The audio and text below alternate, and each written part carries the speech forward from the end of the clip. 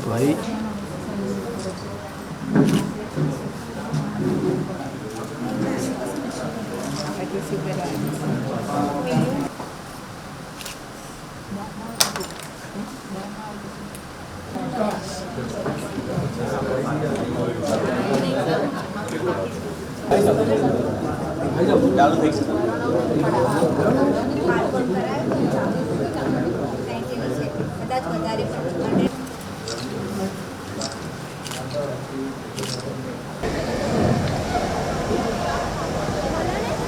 भारत माता की, भारत माता की।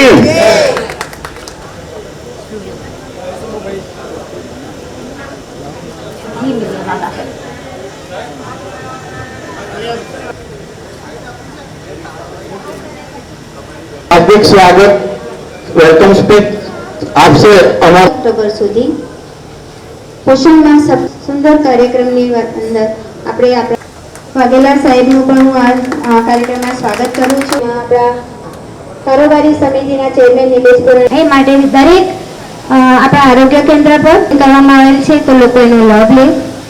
એ આવેલ સ્ટેજ ઉપર બિરાજમાન તમામ ગાયત્રી મહિલા માનનીય શ્રી જિલ્લા ઉપસ્થિત રહીને આપણે લાભાર્થી તરીકે લાભ લેવો એ જ આપણે વિનંતી કરી કે તેઓ પ્રાસંગિક પ્રવચન વ્યક્તિઓ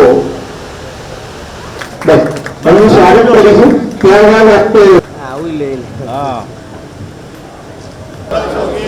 હું જાતે સ્વચ્છતા પ્રત્યે સ્વચ્છતાના આ સંકલ્પને પરિપૂર્ણ કરીશ।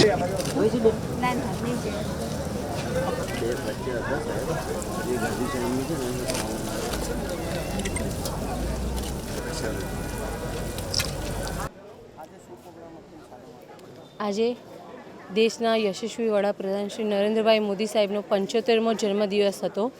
તેમાં આજે સ્વસ્થ નારી અને સશક્ત પરિવારનો એક કાર્યક્રમ આરોગ્ય શાખા દ્વારા કરવામાં આવ્યો હતો। આજે ઘરની નારી સ્વસ્થ રહે, એનું પરિવાર પણ સ્વસ્થ રહે, એની જવાબદારી નારીની હોય છે। તો નારીનું સ્વાસ્થ્ય પણ સારું રહે તેની એક જવાબદારી, એનું એક અભિયાન આપણા નરેન્દ્રભાઈ મોદી સાહેબે ઝડપ્યું છે કે ઘરની નારી પણ સ્વસ્થ રહે અને આખો દેશ સ્વસ્થ રહે।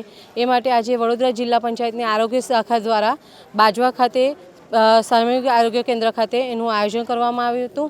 ત્યાં આજે વાઘોડિયાના ધારાસભ્ય શ્રી ધર્મેન્દ્રસિંહ બાપુ, જિલ્લાના કલેક્ટર શ્રી, જિલ્લા વિકાસ અધિકારી શ્રી તેમજ આરોગ્ય સમિતિના ચેરમેન, કારોબારી ચેરમેન તેમજ મોટી સંખ્યામાં ગ્રામજનો બહેનોએ આ ભાગ લીધો છે।